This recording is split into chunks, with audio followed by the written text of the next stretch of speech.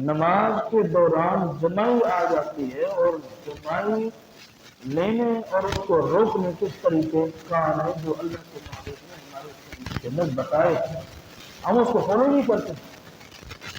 और जब मुंह खुल जाता है तो फिर अजीब व गरीब तरह की आवाज़ें निकलती है। लिहाजा कोशिश ये किया करें जब आप और मैं अल्लाह के घर में उसकी इबादत के लिए वक्त निकाल करके खड़े हुए हैं, जब आपने कह दिया अल्लाह अकबर, तो अल्लाह अकबर का मतलब है अल्लाह अकबर मिन कुल्ल शै, अल्लाह हर चीज से बड़ा है।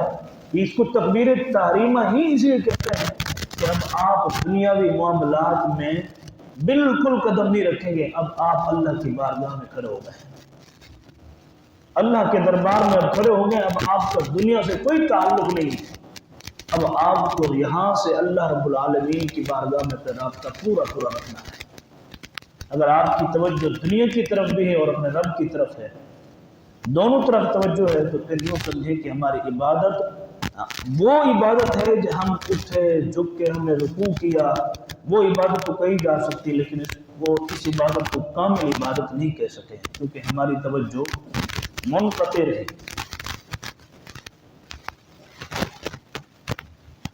हज़रत तुफ़ैल रज़ियल्लाहु तआला अन्हु ये फरमाते हैं, मेरा अक्सर आना जाना हज़रत अब्दुल्लाह बिन उमर रज़ियल्लाहु तआला अन्हु के पास रहता था, आता जाता था। तो मैं एक दिन उनकी खिदमत में हाजिर हुआ तो उन्होंने मुझे कहा कि चलो मेरे साथ बाजार चलते हैं। तो मैंने कहा, हज़रत तुफ़ैल कहते हैं, मैंने उनसे कहा कि हज़रत हमें तो पता है कि आप बाजार में कुछ खरीदते तो हैं नहीं, आपको जब बाजार से कुछ खरीदना ही नहीं है तो फिर मुझे ले जाने की क्या ज़रूरत है और आपको वहाँ जाने की क्या ज़रूरत है। हमारे नौजवान बाजार जाएं तो उनकी नीयत कुछ और होती है, लेनी सिर्फ और सिर्फ एक चप्पल है, पूरी बाजार का चक्कर लगाएंगे, हर कोना घूमेंगे, देखेंगे, टटोलेंगे, नीयत में फतूल जो है, नीयत में बिगाड़ जो है। और फिर बाजार में उनके आने और जाने और घूमने का जो तौर तरीका, उनकी आदत कदीमा जो होती है, वो हम सब के इल्म में मौजूद है कि हमारे नौजवान क्या बोल के रहते थे।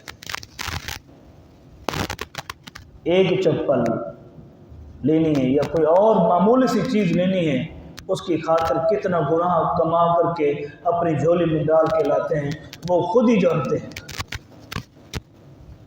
जरा देखो ना हज़रत अब्दुल्लाह बिन उमर का तरीका। हज़रत तुफ़ैल कहते हैं, मैंने कहा आप तो कुछ खरीदते नहीं, तो बाजार ले जाने का मुझे भी अपने साथ कोई जवाज़ ही नहीं बनता। तो हज़रत तुफ़ैल कहते हैं कि मेरा पेट चूँकि थोड़ा बड़ा था, तो मुझे कहा, ओए मोटे पेट वाले, बड़े पेट वाले, तो ये समझता है कि मैं बाजार में इसलिए जाता हूं ताकि चक्कर लगाऊं, लोगों को देखूं, मैं इस नीयत से नहीं जाता हूं, मैं इस नीयत से कतई नहीं जाता हूं। मुझे कुछ खरीदना हो या ना खरीदना हो, मैं सिर्फ इस नीयत से जाता हूं ताकि लोगों को सलाम करके आ जाए, ताकि लोगों को सलाम करके आ जाए। सलाम करूंगा, मैं सलाम करूंगा तो मेरे सलाम को वो जवाब देंगे। यूं इस तरीके से कुछ नेकियां मेरी झोली में आ जाएंगी, कुछ नेकियां उनकी झोली में चली जाएंगी। लिहाजा मैं इसलिए से जाता हूँ। तो हज़रत तुफ़ैल कहते हैं, मैं तो उछल के खड़ा हो गया। मैंने कहा कि ये सोच तो मेरे ज़हन में भी आज तक नहीं आई, चलिए फिर मैं भी चलता हूँ, कुछ नेकियां मैं भी अपनी झोली में डालूंगा, कुछ आप अपनी झोली में डालें। अगर किसी के आमाल में हमने इजाफा करना है तो ये नुस्खा है, इसको ज़रा अप्लाई करिए, इसको ज़रा अप्लाई कीजिए। और बहुत सारे अमाल हैं, लेकिन ये बहुत अहम नुस्खा है کہ سلام کرنے سے آپ دوسروں کو بھی فائدہ دے رہے ہیں، اپنے آپ کو بھی فائدہ پہنچا رہے ہیں۔ لیکن یہ ہے کہ کچھ نوجوان ایسے ہیں کہ سلام کرتے ہوئے ان کے ہاتھوں کو بڑی تکلیف ہوتی ہے، بڑی پریشانی ہوتی ہے، پورا ہاتھ دیتے ہوئے پتہ نہیں ان کو شرم آتی ہے، یا پھر ان کا منہ شریف جو ہے وہ کدھر کہیں اور ہوتا ہے، ان کا ہاتھ شریف کہیں اور ہوتا ہے۔ تو اس حوالے سے بھی بڑی ہمیں توجہ رکھنی ہوگی، خاص طور پر نوجوان۔ اور جب ہم نماز پڑھتے ہیں تو نماز کے بعد ہماری کوشش ہونی چاہیے ہم سلام و کلام کے ساتھ ایک دوسرے کے درمیان روابط رکھیں۔ صرف یہ نہیں کہ وہ میرا رشتہ دار ہے، وہ میرا بھانجا ہے، وہ میرا بھتیجا ہے، وہ میرا دوست ہے، اس سے سلام کر دیا تو بات ختم ہو گئی، نہیں۔ میرے محبوب صلی اللہ علیہ وسلم نے فرمایا افشوا السلام، سلام پھیلاؤ۔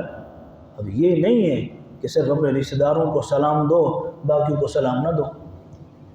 کتنے ایسے لوگوں کو میں جانتا ہوں، کتنے ایسے لوگوں کو جانتا ہوں آج تک انہیں فرصت نہیں ہوئی، آج تک انہیں فرصت نہیں ہوئی کہ سلام اٹھ کے کسی کو کرے۔ میں تو اپنی جگہ پر ہوں، مجھے چھوڑ دے، میں نے دیکھا ہو کتنے ایسے نوجوان ہیں جو ایک دوسرے کو سلام کرنا پسند ہی نہیں کرتے۔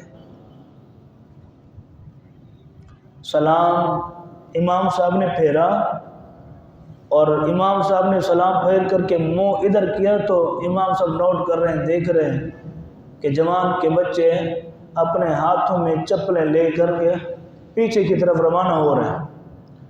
پتہ نہیں 2 رکعتیں ان کے لیے بڑی مشکل ہو جاتی ہیں۔ کبھی کبھی تو میں گمان کرتا ہوں کہ یہ بکے نماز گھر میں جا کے پڑھتے ہوں، کیونکہ خاص طور پر جمعے کی نماز جب ہوتی ہے تو 2 رکعت فرض کے بعد پھر اس کے بعد نوجوانوں کی بھگ دڑ مچ جاتی ہے۔ یہ صرف ایک مسجد کا معاملہ نہیں ہے، اکثر مساجد کا یہی معاملہ ہے کہ ان کو واپس جانے کی جلدی ہوتی ہے، آنے کی جلدی نہیں، واپس جانے کی ان کو بڑی جلدی ہوتی ہے۔ تو میں یہ حسن ظن رکھتے ہوئے کبھی یہ گمان کر بیٹھتا ہوں، ہو سکتا ہے وہ گھر میں جا کر کے بکیا نماز پڑھتے ہوں۔ میں نے کہا جو یہاں اتنی شرط سے جو یہاں سے جا رہا ہے وہ گھر میں بھی جا کے نہیں پڑھ سکتا ہے۔ اتنی جلدی جس کو لگی ہوئی ہے تو وہ گھر میں کیا جا کے پڑھے؟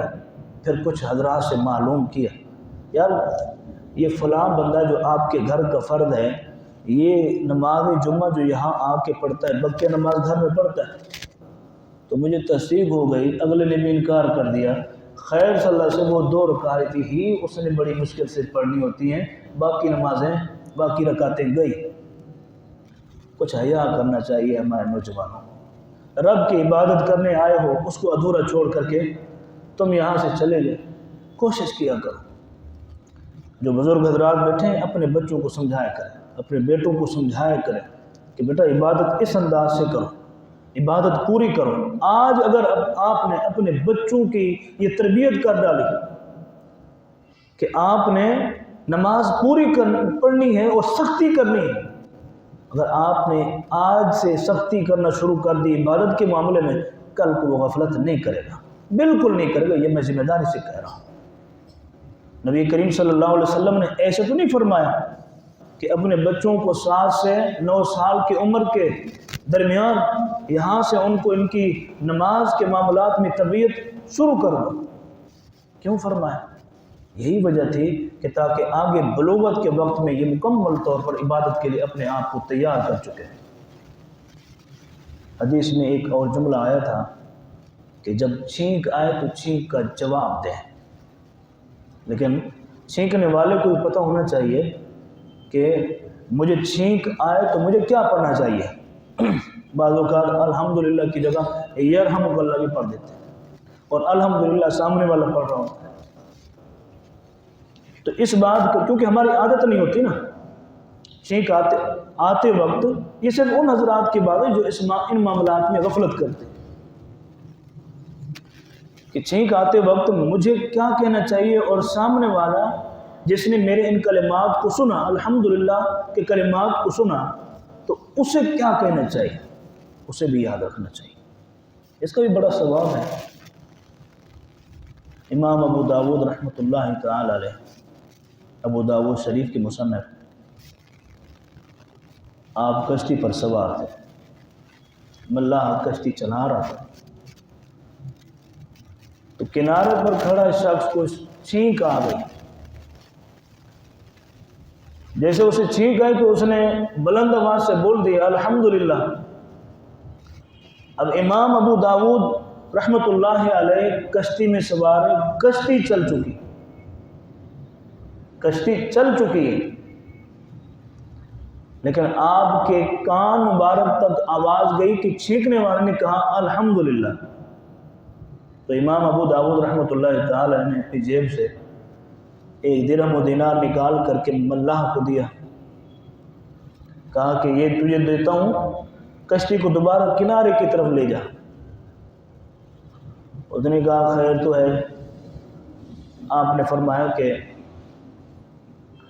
میں نے تجھے پیسے دینے ہیں، تو نے میرا کام کرنا ہے، تجھے اپنے پیسوں سے اور مجھے اپنے کام سے، تمہیں بعد میں پتہ چلے گا۔ ملاح نے کشتی پھیری، لوگ بولنے لگے، اور جیسے بس پر ہم چڑھے ہیں تو بس والا تھوڑی لیٹ کر دے تو پھر سواریاں چلانا شروع کر دیتی۔ تو کشتی کے اندر بیٹھے حضرات نے بولنا شروع کر دیا کہ تمہیں تو اگلے کنارے پر جانا چاہیے، واپس کیوں جا رہے ہو؟ خیر اللہ نے وہ جو درہم دینار لینا تھا لے لیا، اس نے کشتی پھیری، واپس کنارے پر لگایا۔ امام ابو داود رحمۃ اللہ تعالی علیہ نے پلٹ کر کے اسے کہا یرحمک اللہ،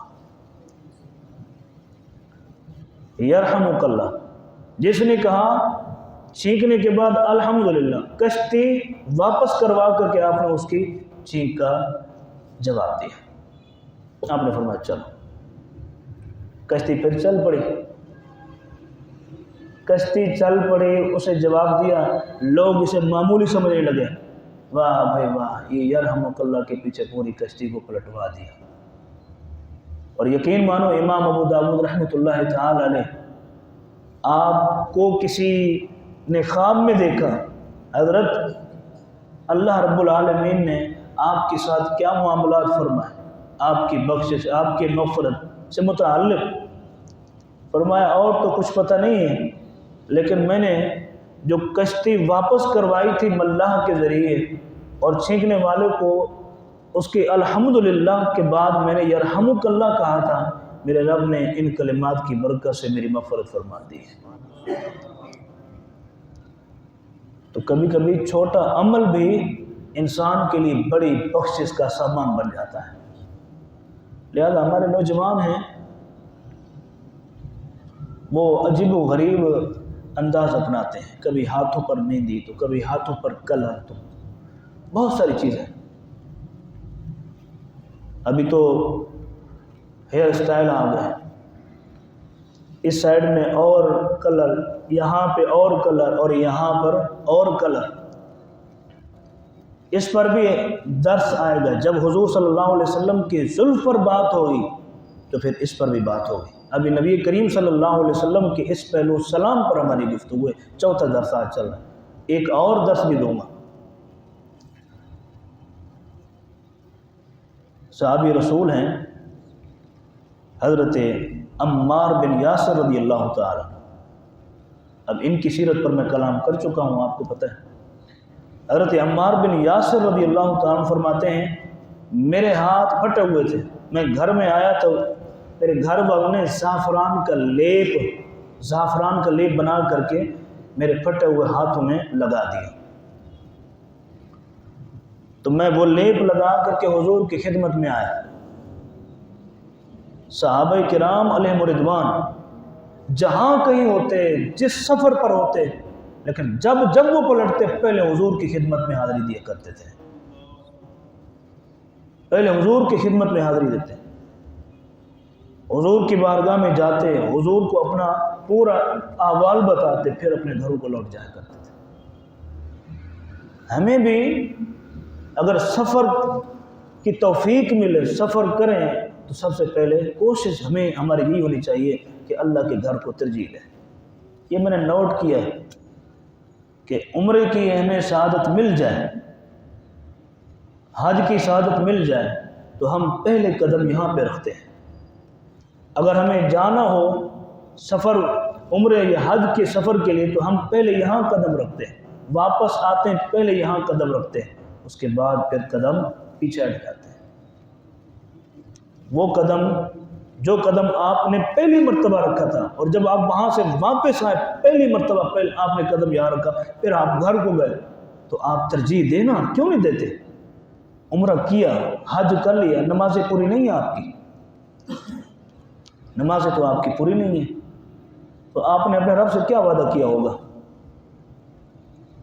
مال مانگنے تو نہیں گیا ہوگا نا؟ تو حضرت عمار بن یاسر فرماتے ہیں میں حضور کی خدمت میں آیا، میں نے حضور کو سلام کہا، حضور نے سلام کا جواب ہی نہیں دیا، لم یردہ، حضور نے سلام کا جواب ہی نہیں دیا۔ مجھے شک ہو گیا کہ میں نے اپنے ہاتھوں میں لیپ لگایا، میں گھر واپس گیا، میں نے دھو ڈالا، دھو کر کے واپس آیا، حضور کی خدمت میں سلام دیا، حضور نے میرے سلام کا جواب عطا فرما دیا۔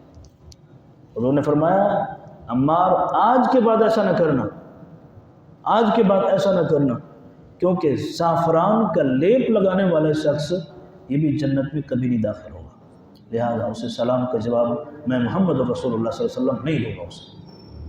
اور صحابی رسول کو جب حضور ایک مرتبہ تعلیم فرما دے، ایک مرتبہ سکھا دیں، پھر صحابی کبھی اس عمل کی طرف لوٹ کر کے نہیں آتا ہے۔